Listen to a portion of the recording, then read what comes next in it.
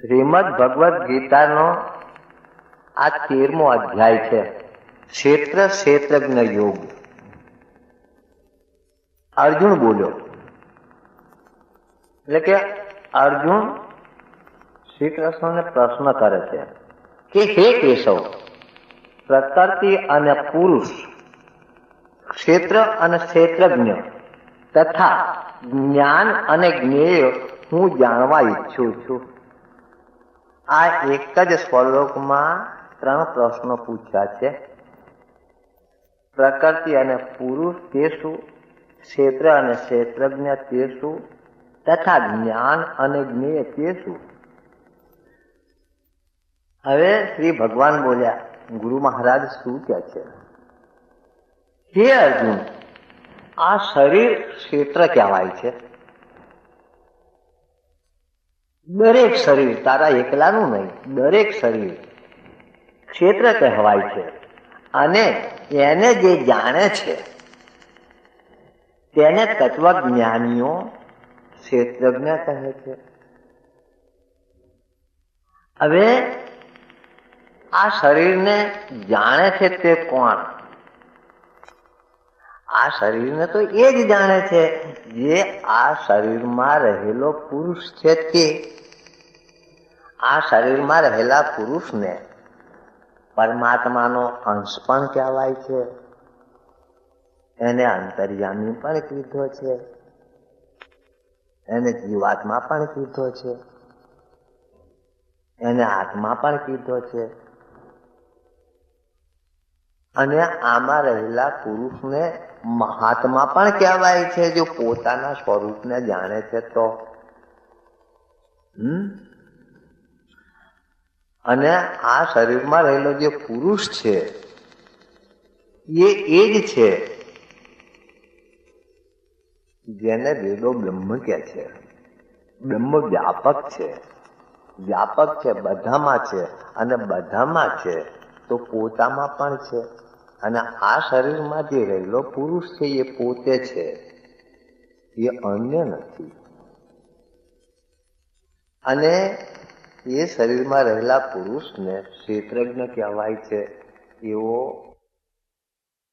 શ્રી કૃષ્ણનો અર્જુન પ્રત્યે જવાબ છે. એટલે કે શિષ્ય પ્રત્યે સદગુરુનો જવાબ છે.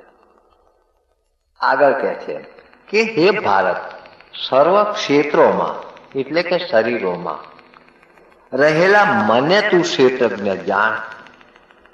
પરમાત્માને એટલે જે ક્ષેત્રજ્ઞ કહેવાય છે તે પરમાત્મા જ છે. હે ભારત, સર્વ ક્ષેત્રો એટલે કે શરીરોમાં રહેલા મને તું ક્ષેત્રજ્ઞ જાણ. અને ક્ષેત્ર તથા ક્ષેત્રજ્ઞનું જે જ્ઞાન તે જ્ઞાન છે એવો મારો મત છે. એટલે કે મારો અનુભવ છે, મારી ખાતરી છે. જો એ બાબતની ખાતરી તને થઈ જાય તો તું પણ તે જ છે જેને વેદો વર્ણવે છે.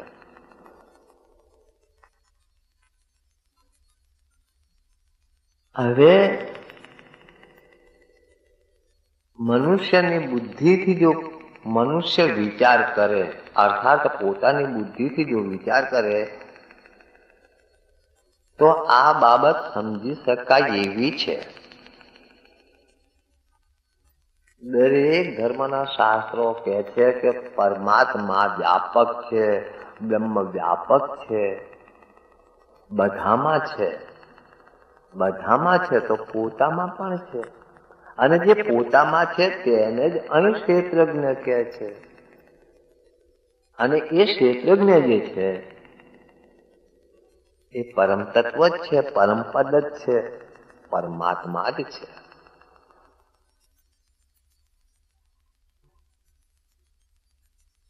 તે ક્ષેત્ર શું? તે ક્ષેત્ર શું છે? કેવું છે? કેવા કેવા વિકારો વાળું સાથી ઉત્પન્ન થયું છે તથા તેને જાણનાર કોણ છે, તેનો કેવો પ્રભાવ છે, તે બધું તું સંક્ષેપમાં મારી પાસેથી સાંભળ.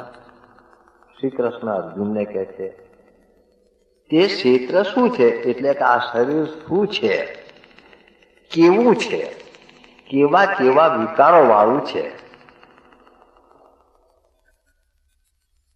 આ શરીરના વિકારો તો ગણાય નહીં એટલા છે. જરા મરણ જેવા વિકારો તો છે જ, પણ એની સાથે સાથે રોગો પણ એટલા બધા લઈને જ સાથે જન્મી છે. એટલા બધા વિકારો છે, પણ ફાયદાકારક પણ છે. એનાથી ફાયદો મોટામાં મોટો એ છે કે મનુષ્યના શરીર વડે પરમેશ્વરની ભક્તિ થાય છે, અર્થાત પરમાત્માની ઓળખાણ થાય છે. આ ભારત ભૂમિમાં કઈક મહાપુરુષોએ પોતામાં રહેલા એ પરમ તત્વની પ્રાપ્તિ કરી છે, અનુભવ કર્યો છે, કરે છે અને કરશે. સાચું ઉત્પન્ન થયું છે. અરે મનુષ્યનું શરીર જે છે એ પોતામાં રહેલા પરમ તત્વને જાણવા માટેનું સાધન છે, અને એટલે જ આ ઉત્પન્ન થયું છે. તેને જાણનાર કોણ છે? એને જાણનાર તો આમાં રહેલો પુરુષ જ છે.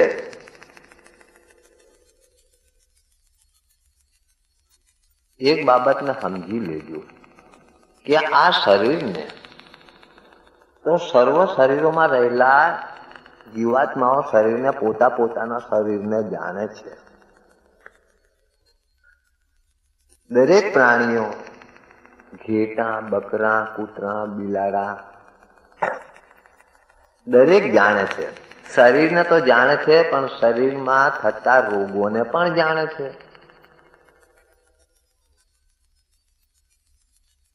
અને એ જાણવું કઈ જ્ઞાન નથી. ઉપલા શ્લોકમાં આગળ કહી ચૂક્યા છે કે તે ક્ષેત્રને અને ક્ષેત્રજ્ઞને જાણવું એનું નામ જ્ઞાન છે. એટલે કહેવાનો આશય અહીં છે કે એ શરીરને અને શરીરના રોગોને જે જાણે છે એ જાણનારને જાણવો એનું નામ જ્ઞાન છે. એટલે કે છે તથા તેને જાણનાર કોણ છે? આ શરીરના જાણનારને જાણવો એનું જ નામ જ્ઞાન છે. અરે એનું નામ જ્ઞાન છે, એનું જ નામ મુક્તિ છે, એનું જ નામ મોક્ષ છે. તેનો કેવો પ્રભાવ છે આ શરીરમાં રહેલા પુરુષનો, એનો કેવો પ્રભાવ છે તે બધું તું સંક્ષેપમાં એટલે ટૂંકાણમાં મારી પાસેથી સાંભળ. સંક્ષેપમાં એટલે કે થોડામાં, તારા જેટલામાં. આ ક્ષેત્રજ્ઞના સ્વરૂપને ઋષિઓએ અનેક પ્રકારે ગાયું છે. વિવિધ વેદ મંત્રોએ અનેક રીતે વર્ણવ્યું છે, અને હેતુવાળા તથા બરાબર નક્કી કરેલા બ્રહ્મસૂત્રના પદોએ પણ દર્શાવ્યું છે. 5 મહાભૂત એટલે કે આકાશ, પવન, તેજ, પાણી અને પૃથ્વી. 5 મહાભૂત અહંકાર, બુદ્ધિ અને અવ્યક્ત એટલે કે મૂળ પ્રકૃતિ. આ 10 ઇન્દ્રિયો, 1 મન, ઇન્દ્રિયોના 5 વિષયો અને ઈચ્છા, દ્વેષ, સુખ, દુઃખ, દેહેન્દ્રિયોનો સમુદાય, ચેતના અને ધૈર્ય. આ 31 વિકારો વાળું ક્ષેત્ર એટલે કે આ શરીર ટૂંકમાં કહેવાયું છે.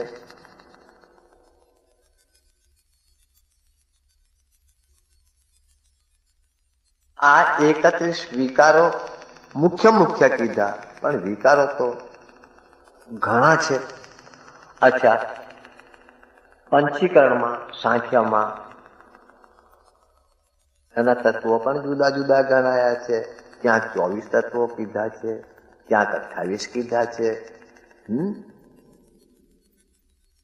તેમાં પંચીકરણમાં 24 તત્વો કીધા છે. 5 જ્ઞાનેન્દ્રિયો, 5 કર્મેન્દ્રિયો, 5 મહાભૂત, 5 તન્માત્રા, શબ્દ, સ્પર્શ, રૂપ, રસ વગેરે અને 4 અંતઃકરણો. એમ 24 તત્વો ગણાયા છે. એમાં 3 ગુણ ઉમેરીને સતોગુણ, તમોગુણ અને રજોગુણ તો 27 થાય છે. એમ 27 ની ગણતરી કેટલાની પણ થાય, પણ અહીં ક્ષેત્રજ્ઞને જાણવાની બાબત ખાસ કરીને છે.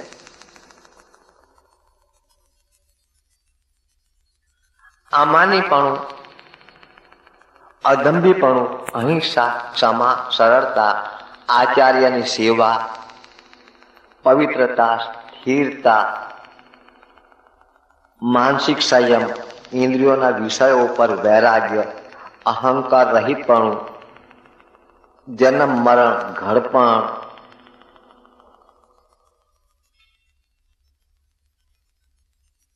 ઘડપણ, અને રોગોમાં દુઃખ તથા દોષો જોવા, અનાસક્તિ, પુત્ર, સ્ત્રી, ઘર વગેરે પર મમતાનો અભાવ, ઈષ્ટ અનિષ્ટની પ્રાપ્તિ થતા સદાચિતની સમાનતા, અનન્ય યોગથી મારામાં અસ્ખલિત ભક્તિ, એકાંત પ્રદેશનું સેવન, જનસમૂહમાં અપ્રીતિ તથા તત્વજ્ઞાનના અર્થનો અનુભવ કરવો, આ સર્વને જ્ઞાન કહ્યું છે. આથી જે ઉલટું છે તેને અજ્ઞાન કહેવાય છે.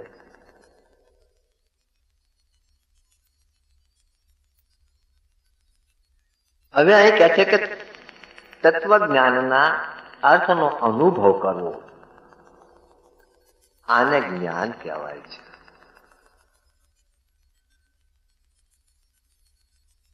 એટલે કે પોતાના સ્વરૂપની ખાતરી કરવી એનું નામ જ જ્ઞાન છે, અને તેના સિવાય જે છે એ બધું અજ્ઞાન છે. જે જ્ઞેય જાણવા યોગ્ય છે, જ્ઞેય એને કહેવાય કે જે જાણવામાં આવે છે એને જ્ઞેય કહેવાય. હવે જે જાણવામાં આવે છે કાન દ્વારા પણ જાણી શકાય છે, કેમ કે કાનનો વિષય શબ્દ છે. કાન દ્વારા પણ જાણી શકાય એમ છે. ત્વચા દ્વારા એનાથી પણ જાણી શકાય છે, કેમ કે ત્વચાનો વિષય સ્પર્શ છે. સ્પર્શ કરીને પણ જાણી શકાય છે.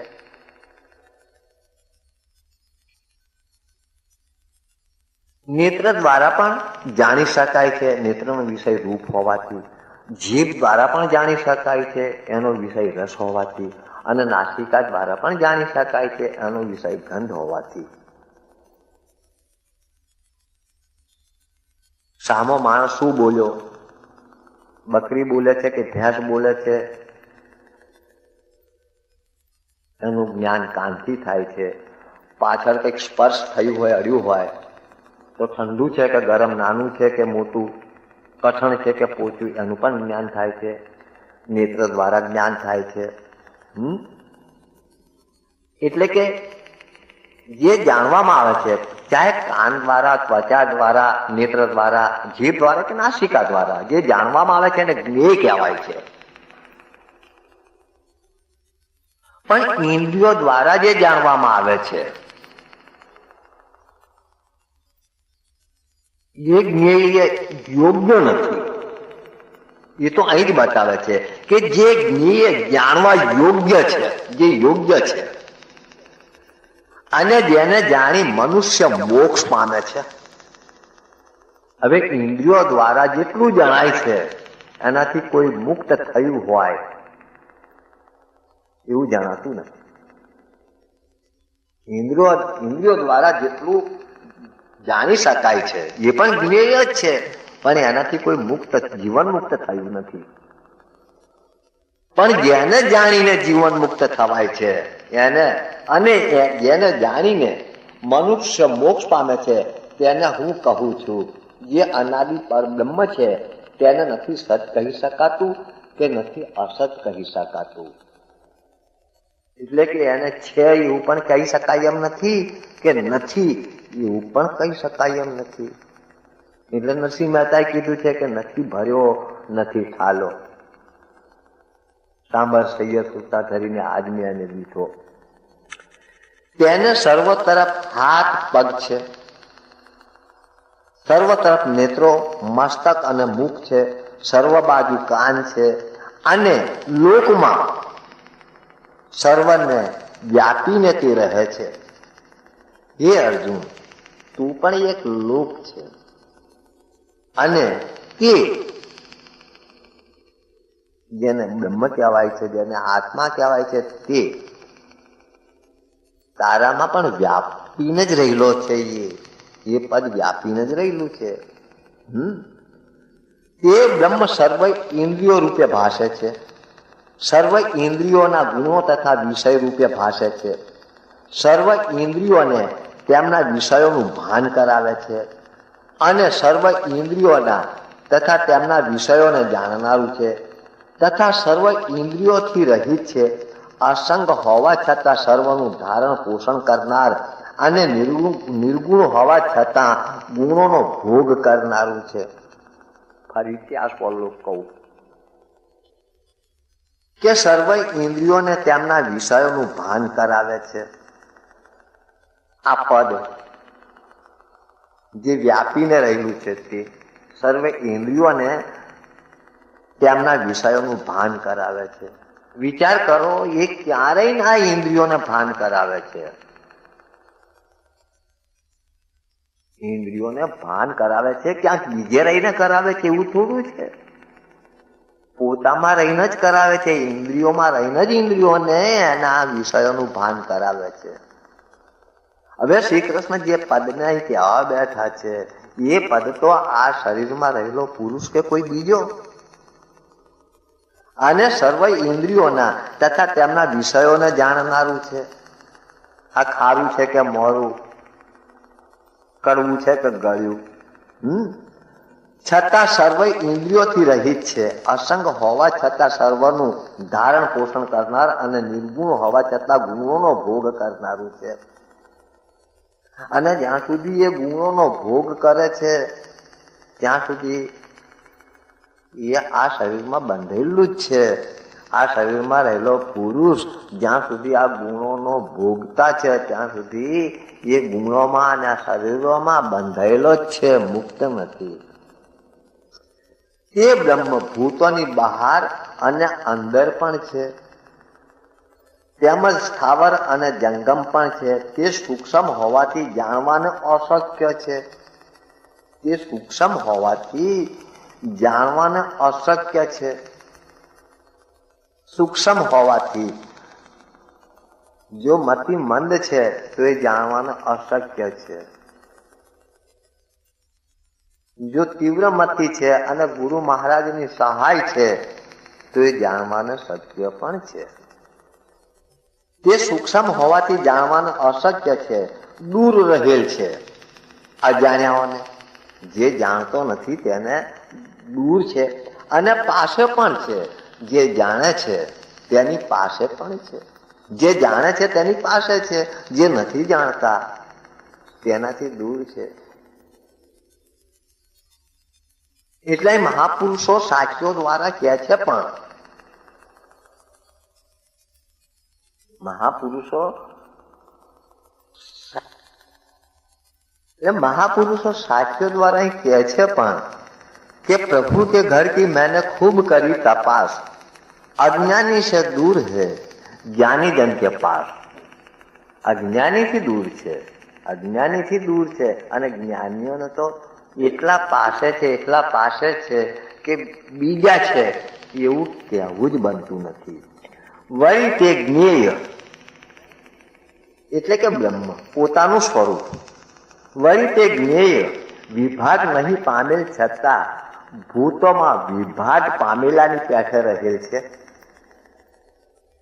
તે સર્વભૂતોનું ધારણ પોષણ કરનાર, નાશ કરનાર તથા ઉત્પન્ન કરનાર છે. તે જ્યોતિઓનું પણ જ્યોતિ અને અજ્ઞાન રૂપ અંધકારથી પર કહેવાય છે. તે જ જ્ઞાન રૂપે છે, એ સ્વયં જ્ઞાન રૂપે જ છે. તે જ જાણવા યોગ્ય છે અને જ્ઞાનથી જેને જાણી શકાય છે, જ્ઞાનથી.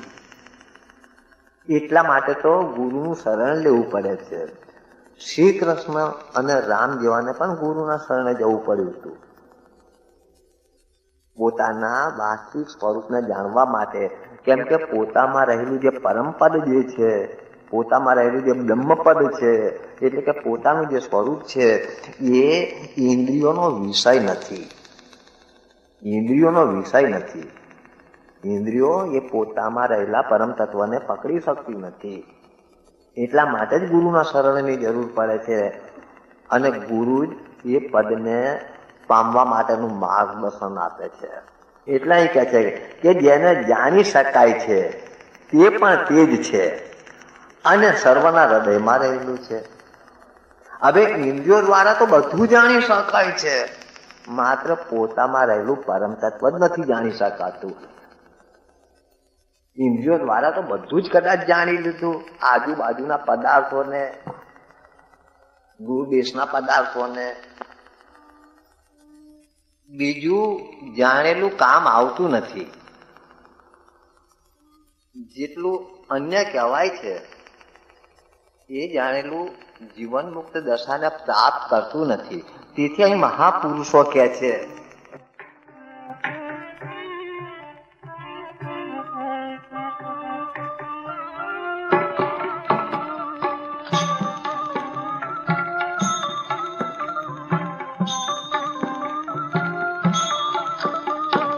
જગ જાણ્યું તો શું જાણ્યું, જો હું એ હું ના જાણ્યું વાલા. જગ જાણું તો શું જાણું, જો હું એ હું ના જાણું વાલા. વાતો જાણી વેદોની પણ વાપર્યું અજાણ્યું વાલા. વાતો જાણી વેદોની પણ વાપર્યું અજાણું વાલા.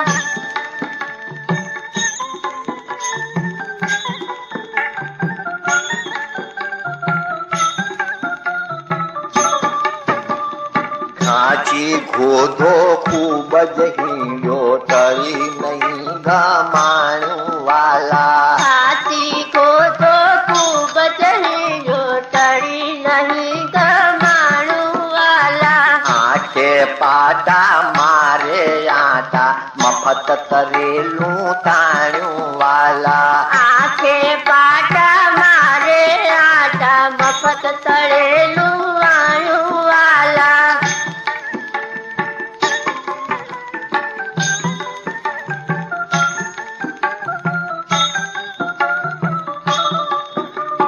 જપ તપ તીરથ વ્રત કર્યા, બહુ રહી ગઈ ચારે કાણું વાલા. જપ તપ તીરથ ખૂબ કર્યા, બહુ રહી ગઈ ચારે કાણું વાલા. હરી જાણ્યા વિણ જે કરવું, મંડાએ મોકાણું વાલા. હરિચારા વિરજે જે કરવું, મંડાએ મોખાણું વાલા.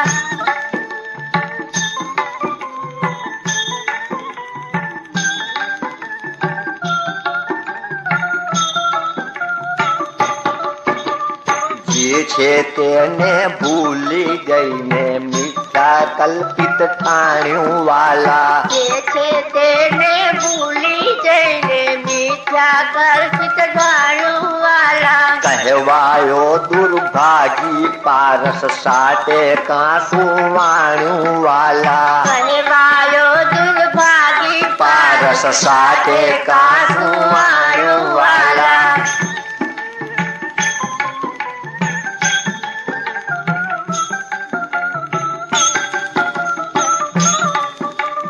સદગુરુજીની શાન ગ્રહીને જેને નિજ પરમાણ્યું વાલા. સદગુરુજીની શાન ગ્રહીને જેને નિજ પરમાણું વાલા. એ પરભાત સદા જીવ મુક્તા, અવિનાશી પદ માણ્યું વાલા. તે પરભાત સદા જીવ મુક્તા, વિનાશી પદ માણું વાલા. વાલા. જગ જાણ્યું તો શું જાણ્યું, જો હું એ હું ના જાણ્યું વાલા. જગ જાણું તો શું જાણું, જો હું એ હું ના જાણું વાલા. વાતો જાણી વેદોની પણ વાપર્યું અણજાણ્યું વાલા. વાતો જાણી વેદોની પણ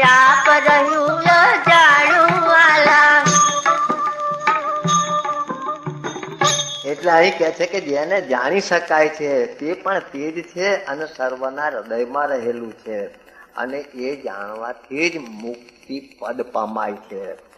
આ પ્રમાણે મેં ક્ષેત્ર, જ્ઞાન અને જાણવા યોગ્ય તત્વ સંક્ષેપમાં કહ્યું. આ જાણીને મારો ભક્ત મારા સ્વરૂપને પામવા યોગ્ય બને છે. ફરીથી આનો આ શ્લોક કહું છું કે આ પ્રમાણે મેં ક્ષેત્ર એટલે કે શરીર, જ્ઞાન અને જાણવા યોગ્ય તત્વ એટલે કે આ હાડકા ચામડાના શરીરમાં હું પોતે કોણ છું ને કેવો છું એ જ જાણવા યોગ્ય છે. જાણવા યોગ્ય તત્વ સંક્ષેપમાં એટલે કે તારા જેટલામાં કહ્યું. આ જાણીને એટલે કે પોતાના સ્વરૂપનો અનુભવ કરીને મારો ભક્ત એટલે કે પોતામાં રહેલા પરમાત્માનો ભક્ત મારા સ્વરૂપને એટલે કે પોતામાં રહેલા પરમ તત્વને પામવા યોગ્ય બને છે. પ્રકૃતિ અને પુરુષ એ બંનેને પણ તું અનાદિ જાણ. ક્ષેત્રજ્ઞ યોગના આ 20મો શ્લોક છે. પ્રકૃતિ અને પુરુષ એ બંનેને પણ તું અનાદિ જાણ એવું કૃષ્ણ અર્જુનને કહે છે. પુરુષ એટલે બ્રહ્મ અને પ્રકૃતિ એટલે માયા. પુરુષ એટલે આ શરીરમાં રહેલો જીવાત્મા, હુંનો કહેનારો, અને પ્રકૃતિ એટલે શરીર. બંને અનાદિ છે એવું કહેવા માંગે છે. બ્રહ્મ અનાદિ છે કેમ કે બ્રહ્મની કોઈ શરૂઆત છે જ નહીં. કેમ કે જેની શરૂઆત હોય એનો અંત પણ હોય. એટલે બ્રહ્મને તો શરૂઆત નથી તો અંત પણ ના હોય. અચ્છા, પ્રકૃતિને પણ અનાદિ કહે છે. એની કોઈ શરૂઆત નથી, એની તો શરૂઆત જ નથી. એની તો શરૂઆત જ નથી. એ તો આ શ્રીમદ ભગવદ્ ગીતાના 15મા અધ્યાયમાં કીધું છે. કેમ કે જેને માયા કહેવાય છે તે હકીકતમાં છે જ નહીં. માત્ર અજ્ઞાનને જ માયા કીધું છે, અભાનતાને જ માયા કીધું છે. અને આ પ્રકૃતિ અને પુરુષ એ બે વિભાગ જે સાંખ્યામાં કપિલ ભગવાને પાડ્યા છે એ તો જિજ્ઞાસુની મતિમાં આ બાબતને લાવવા માટેની એક યુક્તિ જ છે. હકીકતમાં પરમાત્મા સિવાય બીજું જે કહેવાય છે એ કશું જ નથી, માત્ર પરમાત્મા જ છે. એટલે અહીં કહે છે પ્રકૃતિ અને પુરુષ એ બંનેને પણ તું અનાદિ જાણ તથા રાગ દ્વેષાદી વિકારો તથા સદ્વાદી ગુણોને પ્રકૃતિથી ઉત્પન્ન થયેલા જાણ. જે હર્ષ, શોક, રાગ, દ્વેષ આ જે જોડખાઓ જે છે એ પણ પ્રકૃતિથી જ ઉત્પન્ન થયેલા છે. અને એનો ત્યાગ કરવા માટે 7મા અધ્યાયના 27 અને 28મા શ્લોકમાં ખૂબ ભાર દઈને આગ્રહ કર્યો છે. કાર્ય અને કારણના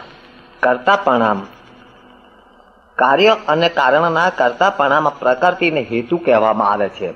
અને પુરુષ એટલે જીવાત્મા સુખ દુઃખના ભોગતામાં હેતુ કહેવાય છે. એ જીવાત્મા સુખ દુઃખના ભોગતાપણામાં હેતુ એટલે કહેવાય છે કે આ જીવાત્મા પ્રકૃતિના સામ્રાજ્યમાં છે. એટલે જો પ્રકૃતિના કુંડાળામાંથી આ જીવાત્મા બહાર નીકળી જાય, પ્રકૃતિના કુંડાળામાંથી જો આ જીવાત્મા બહાર નીકળી જાય છે તો એ જીવાત્મા પરમાત્મા જ છે. જો એનું કરતાપણું ભોગતાપણું મૂકી દે છે તો ત્યાં સુધી એ જીવાત્મા બંધનમાં જ છે, અર્થાત અધોગતિમાં જ છે. જીવાત્મા પ્રકૃતિમાં રહીને જ પ્રકૃતિથી ઉત્પન્ન થયેલ ગુણોને ભોગવે છે. જો પ્રકૃતિમાંથી બહાર નીકળી જાય તો આ ગુણોને ભોગવવાનો સવાલ જ નથી, મુક્ત જ છે. એટલે કે છે કે જીવાત્મા પ્રકૃતિમાં રહીને જ પ્રકૃતિથી ઉત્પન્ન થયેલ ગુણોને ભોગવે છે અને આ ગુણોનો સંગ જીવાત્માને સારી નરસી યોનિઓમાં જન્મ થવામાં કારણ છે. જે 84 લક્ષ યોનિમાં આ જીવાત્મા ભટકે છે એનું કારણ જ આ છે કે પ્રકૃતિથી જે ગુણો ઉત્પન્ન થયા છે, સત્વગુણ, તમોગુણ અને રજોગુણ, એને ભોગવ્યા કરે છે. જો ગુરુ મહારાજની દયા થઈ જાય, કોઈ તત્વદર્શી સદગુરુ જો મળી જાય છે અને એનો વિસારો થઈ જાય છે અને આ પુરુષ એ પ્રકૃતિના કુંડાળામાંથી બહાર નીકળી જાય છે તો એ મુક્ત જ છે. પહેલા મુક્ત હતો જ, પણ આ તો પ્રકૃતિના કુંડાળામાં એટલે કે આ શરીરમાં આવ્યાથી એને શરીર ભાવ ઉત્પન્ન થયો છે. હકીકતમાં આ શરીરમાં રહેલો પુરુષ મુક્ત જ છે. પહેલા પણ મુક્ત હતો, આજે પણ મુક્ત છે, પછી પણ મુક્ત જ છે. પણ આ મધ્યકાળે, આયુષ્યકાળે એને શરીરની દશા પ્રાપ્ત થઈ છે. એ શરીર દશા એનું નામ જ અજ્ઞાન છે. એટલે અહીં મહાપુરુષો કાવ્ય દ્વારા કહે છે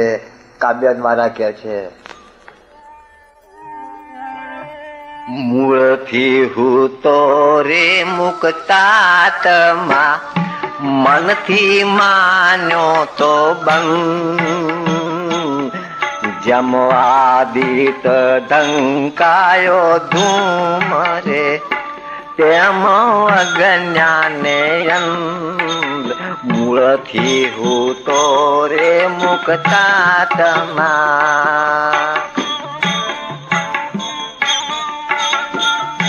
મુને વૈદ મળ્યા ગુરુ ગોળિયા, ટાળ્યા મોતિયા, અંજન વાજુ ગુરુ ગમનું, દર્શા સગળે ગોવિંદ. મૂળથી હું તો રે મુક્તાત્મા,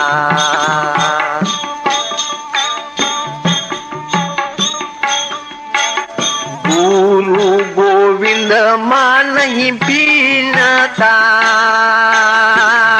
સ્વયં વાતમ જ્યોત, ભાત નહીં લેશ ભાનમાં, નિશ્ચય થયું હવે પોત. મૂળથી હું તો રે મુક્તાત્મા,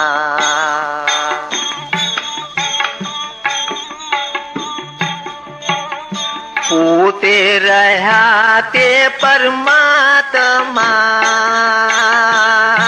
બીજું માયાનું ભૂત. ભૂત તે અન્યની વાસના, કીધો તૃષ્ણાએ ભૂત. મૂળથી હું તો રે મુક્તાત્મા,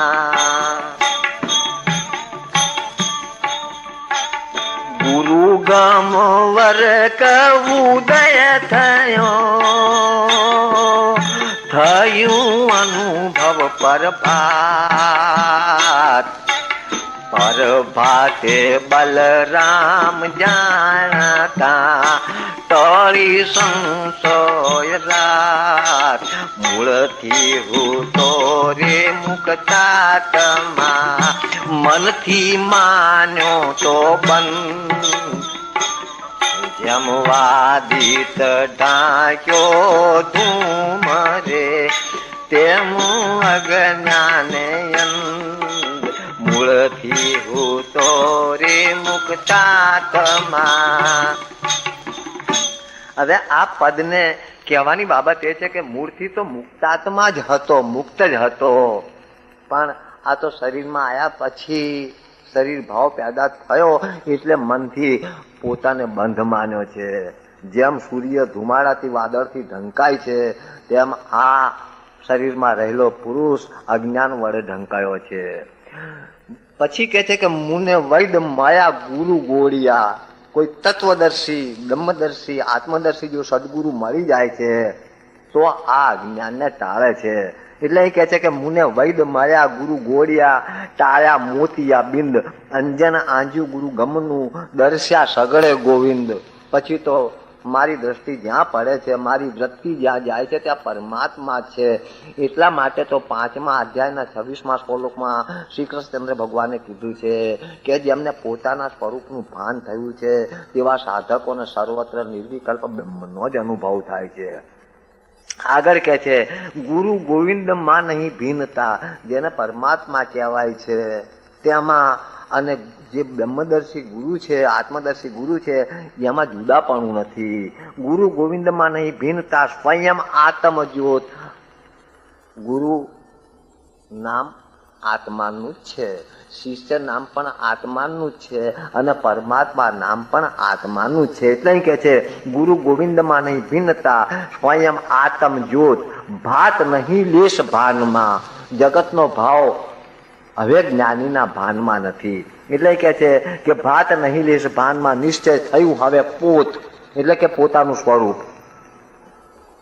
ગુરુગમ અર્ક ઉદય થયો, થયું અનુભવ પ્રભાત. પ્રભાતે એટલે જ્ઞાનથી પરમાત્માને જાણ્યા પછી સંશય રહેતા જ નથી. એટલે અહીં કે છે કે અજ્ઞાન જ સારી નસી યોનિઓમાં જન્મ થવામાં કારણ છે. આ ગુણોનો સંગ તે જ અજ્ઞાન છે. જી 23મો શ્લોક.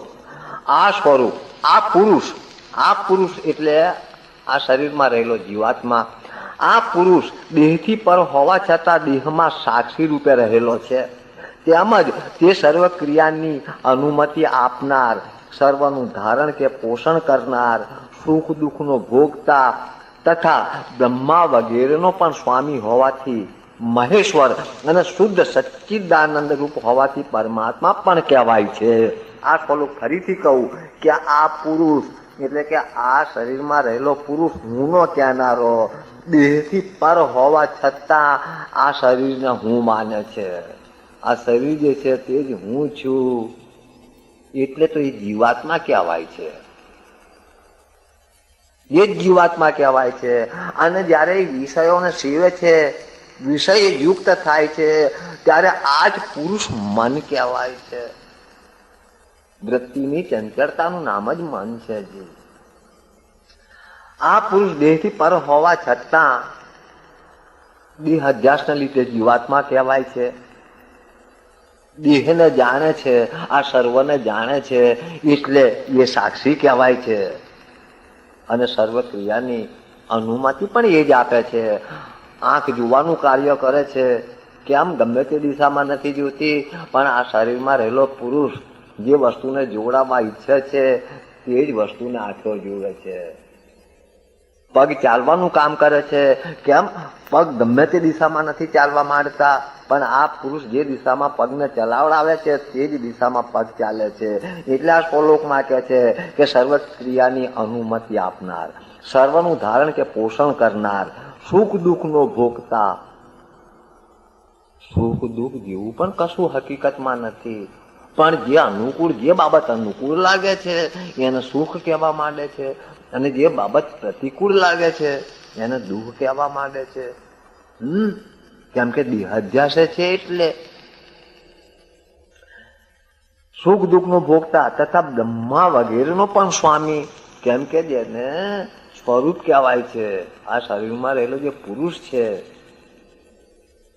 એ તો આત્મા છે. મચ્છરના શરીરમાં પણ એ જ આત્મા છે, અને બ્રહ્માના શરીરમાં પણ એ જ આત્મા છે, દેવતાઓના શરીરમાં પણ એ જ આત્મા છે, રાક્ષસોના શરીરોમાં પણ એ જ આત્મા છે. એ તો 7મા અધ્યાયના 7મા શ્લોકમાં એ વાતનો ખુલાસો કર્યો છે કે બધા મણકાઓમાં એક જ દોરો છે. મારાના દરેક મણકાઓમાં જેમ એક જ દોરો હોય છે, તેમ સર્વ શરીરોમાં એક જ આત્મા છે, જુદો જુદો નથી. એવું નથી કે મારામાં આત્મા છે તે જુદો છે ને તમારામાં આત્મા છે તે જુદો છે, એવું નથી. એ તો સભર પર્યું પદ છે, લગાતાર પદ છે. સુખ દુઃખનું ભોગતા તથા બ્રહ્મા વગેરેનો પણ સ્વામી હોવાથી મહેશ્વર અને શુદ્ધ સચિદાનંદ સ્વરૂપ હોવાથી પરમાત્મા પણ કહેવાય છે. જો પોતે પોતામાં રહે છે, પોતે પોતામાં રહે છે તો પરમાત્મા છે. પોતે પોતામાં રહે છે તો પરમાત્મા છે.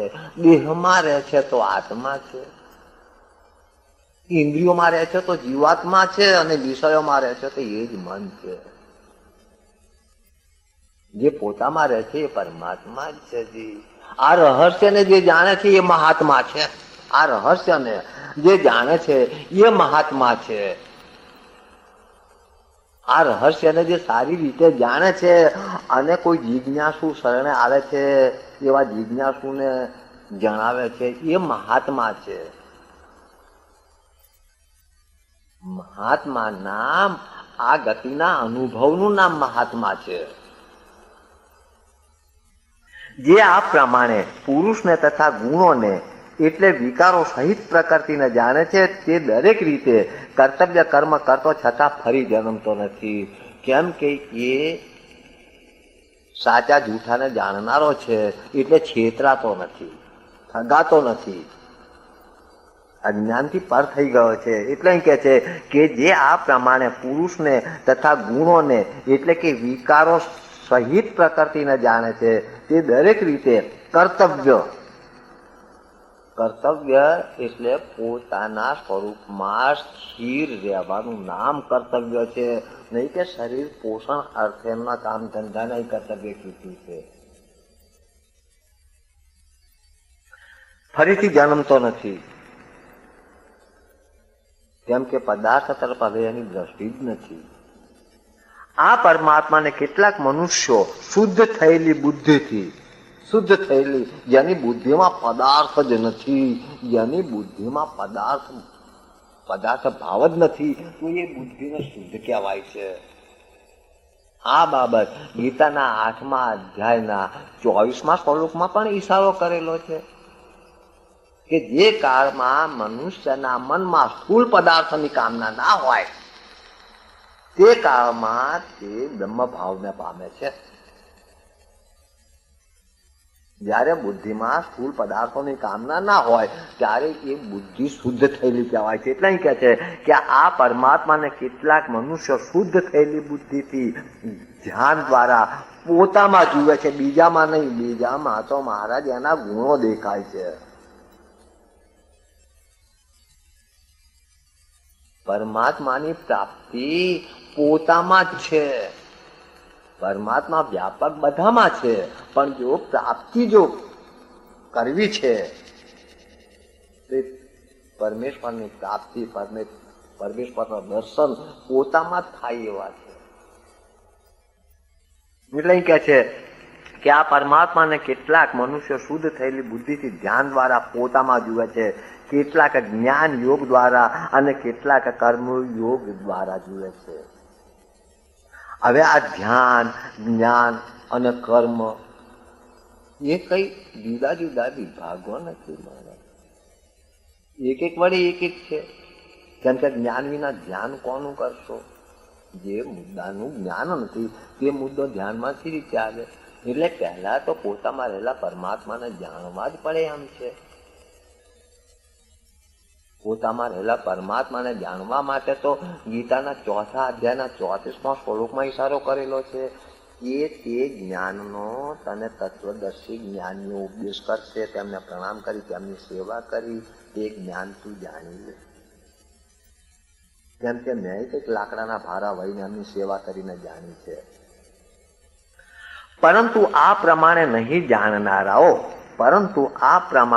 જાણનારાઓ બીજા કેટલાક પાસેથી ઉપદેશ સાંભળીને ઉપાસના કરે છે અને શ્રવણ પરાયણ સાધકો મૃત્યુરૂપ સંસારને તરી જાય છે.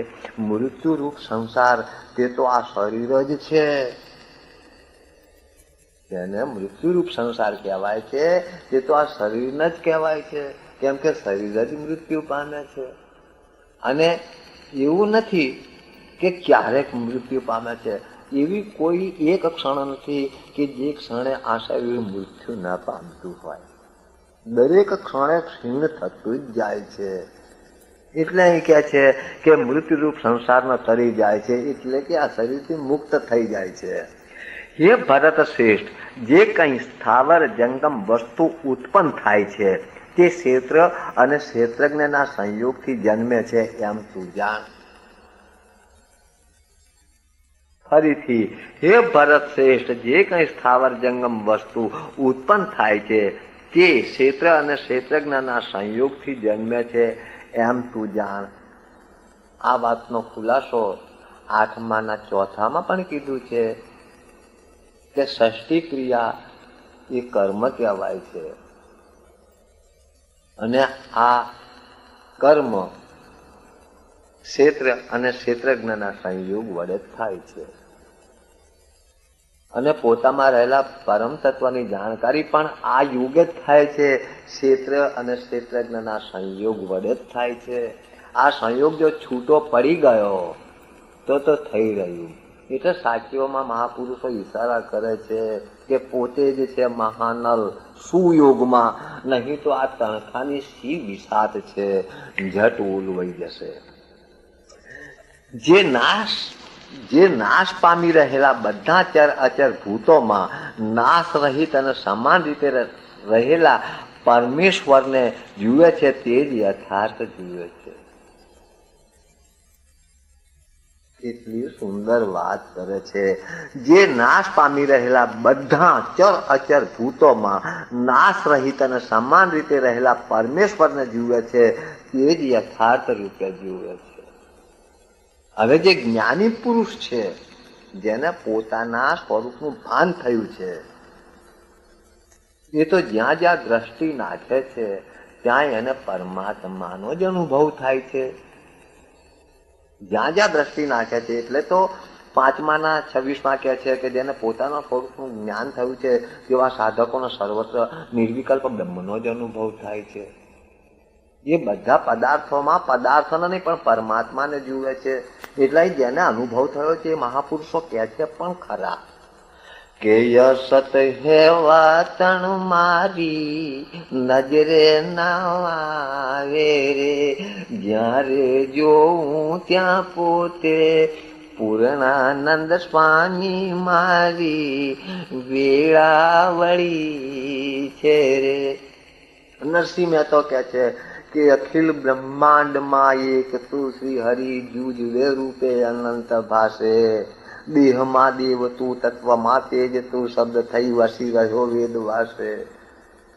મહાપુરુષો સાક્ષીઓ તો જુઓ, જહાં દેખું તહાં સાહબ પાઉં, ખાલી ના કોઈ ઠિકાના રે. આંખ બિન દેખ્યા, મુખ બિન બોલ્યા, શબ્દ સુન્યા બિન કાના, મેરે સંતો ભાઈ આપી આપ પહેચાના રે. આંખની જરૂર તો ત્યાં પડે છે પદાર્થને જોવા માટે, પરમાત્માને જોવા માટે આ સ્થૂળ ચક્ષુ કામમાં નથી લાગતા. એટલે કહે છે કે તે પુરુષ સર્વમાં સંભાવતી રહેલા પરમેશ્વરને સમાન રીતે જોતો પોતા વડે પોતાનો નાશ કરતો નથી, અર્થાત રાગ દ્વેષ વગેરે વિકારોનો વશ થતો નથી અને પરમ ગતિને પ્રાપ્ત થાય છે. પરમ ગતિ એટલે પોતાનું સ્વરૂપ. આ હાડકા ચામડાના શરીરમાં હું શું છું, કેવો છું, એનું યથાર્થ જ્ઞાન. કેટલાક કહેવા માંડે છે કે આત્મા તો અમર છે, એનાથી કઈ મુક્ત દશા પ્રાપ્ત થતી નથી. મારા સદગુરુ દ્વારા એ જાણી શકાય એમ છે. એ જાણીને પછી એમાં રહેવાનું નામ મુક્ત દશા છે. જે મનુષ્ય સર્વ પ્રકારના કર્મોને પ્રકૃતિ દ્વારા જ થતા જુએ છે, જે મનુષ્ય સર્વ પ્રકારના કર્મોને પ્રકૃતિ દ્વારા જ થતા જુએ છે અને આત્માને અકર્તા જુએ છે, એ જ યથાર્થ જુએ છે. કેટલાક નોકરી ધંધો ખેતીવાડી વગેરે કરતા હોય છે અને એ ધંધાને પુરુષાર્થ કહે છે. હા, લોક ભાષામાં કહેવામાં કોઈ વાંધો નથી કે પુરુષાર્થ તો કરવો પડે. વિચાર કરો, જેને લોક પુરુષાર્થ કહે છે એ તો પ્રકૃતિનું સંચાલન છે. આ પ્રકૃતિના સંચાલનને પુરુષાર્થ કહે છે. પુરુષાર્થ તો એને કહેવાય છે કે પોતાના સ્વરૂપને જાણવાની જે તજવીજ કરવી અથવા પોતાના સ્વરૂપને જાણવું એનું નામ પુરુષાર્થ કહેવાય છે. જે મનુષ્ય સર્વ પ્રકારના કર્મોને પ્રકૃતિ દ્વારા જ થતા જુએ છે. આ કમાવું, ખાવું, પીવું, ઉઠવું, બેસવું, આ બધા જ કર્મો પ્રકૃતિ દ્વારા જ થાય છે, થતા જુએ છે. અને આત્માને અકર્તા જુએ છે. આત્માને એટલે પોતાના સ્વરૂપને અર્થાત પોતાને અકર્તા જુએ છે. છડચોક અકર્તા જુએ છે, તે જ યથાર્થ જુએ છે. મનુષ્ય જ્યારે જુદા જુદા પ્રાણી પદાર્થોને એક પરમાત્મામાં જ રહેલા મનુષ્ય જ્યારે જુદા જુદા પ્રાણી પદાર્થોને એક પરમાત્મામાં જ રહેલા જુએ છે અને તે પરમાત્માનો જ સર્વથી વિસ્તાર થયેલો જુએ છે, ત્યારે તે બ્રહ્મરૂપ થાય છે, એટલે કે પોતાના સ્વરૂપે થાય છે. અનાદિ તથા નિર્ગુણ હોવાથી આ અવિનાશી પરમાત્મા શરીરમાં રહેલો હોવા છતાં વાસ્તવિક રીતે પોતે કશું કરતો નથી અને કશાથી લેપાતો નથી.